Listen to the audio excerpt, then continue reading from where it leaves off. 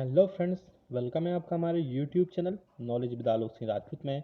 All central government employees के लिए, सभी केंद्रीय कर्मचारियों के लिए जो मिनिमम पे स्केल है, मिनिमम पे वेतन है, न्यूनतम वेतन है और फिटमेंट फैक्टर में बढ़ोतरी की बात चल रही थी, उससे रिलेटेड फाइनली एक बहुत बड़ी खबर आई है। पूरी आपको जानकारी दी जाएगी। जानने के लिए बने रहिए हमारे साथ इस वीडियो में लास्ट तक। और अगर चैनल पर पहली बार आए तो चैनल को सब्सक्राइब कर लीजिए इस रेड बटन को प्रेस करके, ऐसी न्यूज़ और अपडेट्स के लिए। साथ ही साथ बेल आइकन को भी प्रेस कर लीजिए, जैसे हम कोई वीडियो अपलोड करते हैं तो आप तक इस बेल आइकन के थ्रू पहुंच जाता है इसको प्रेस करने के बाद। चलिए आपको लेके चलते हैं न्यूज़ पर।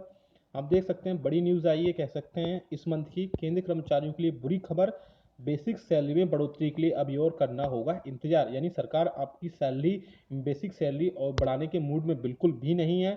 पूरी जानकारी दी जाएगी, आपको देख लेते हैं। सातवें वेतन मान में बढ़ोतरी को लेकर केंद्रीय कर्मचारियों को अभी और इंतजार करना पड़ेगा। रिपोर्ट्स की माने राष्ट्रीय सुरक्षा मुद्दों की वजह से केंद्र सरकार अभी सातवें वेतन के तहत केंद्रीय कर्मचारियों की बेसिक सैलरी में बढ़ोतरी को लेकर कोई भी बात नहीं कर रही है। लोकसभा चुनाव नजदीक आते देख केंद्र सरकार के अलावा राज्य सरकारों ने भी सातवें वेतन मान के तहत अपने कर्मचारियों को कई बड़ी सौगात दी हैं। केंद्र सरकार ने पिछले दिनों ही केंद्रीय कर्मचारियों के महंगे भत्ते में 3% तक की बढ़ोतरी किया है। केंद्रीय कर्मचारियों को अब 12% के हिसाब से महंगाई भत्ते मिलेंगे।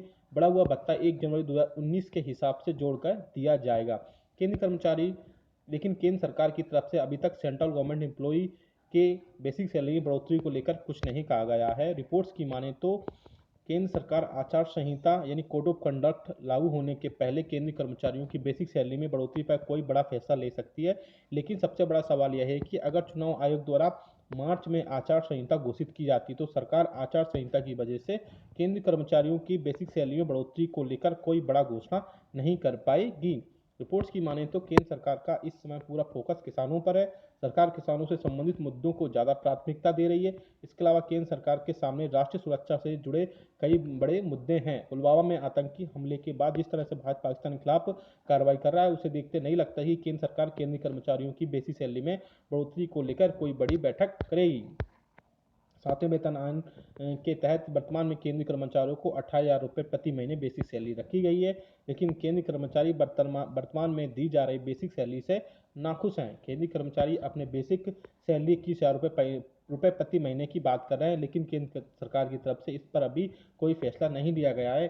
मैं एक चीज़ और क्लियर कर दूं, जो केंद्रीय कर्मचारी 21,000 नहीं 26,000 रुपये पर मंथ बेसिक सैलरी की बात कर रहे हैं। फिटमेंट फैक्टर में भी वृद्धि की बात कर रहे हैं। लेकिन अभी तक अब देखने में ये आ रहा है कि सरकार शायद ही ऐसा हो कि आपकी सैलरी में कोई बढ़ोतरी करे। अभी आपको और इंतजार करना होगा। अगर एक बार कोड ऑफ कंडक्ट यानी आचार संहिता लग जाती है तो उसके बाद में आपका सैलरी नहीं बढ़ेगी। अब आगे जो भी गवर्नमेंट आएगी उसी के हिसाब से जो भी होगा अब आगे देखा जाएगा।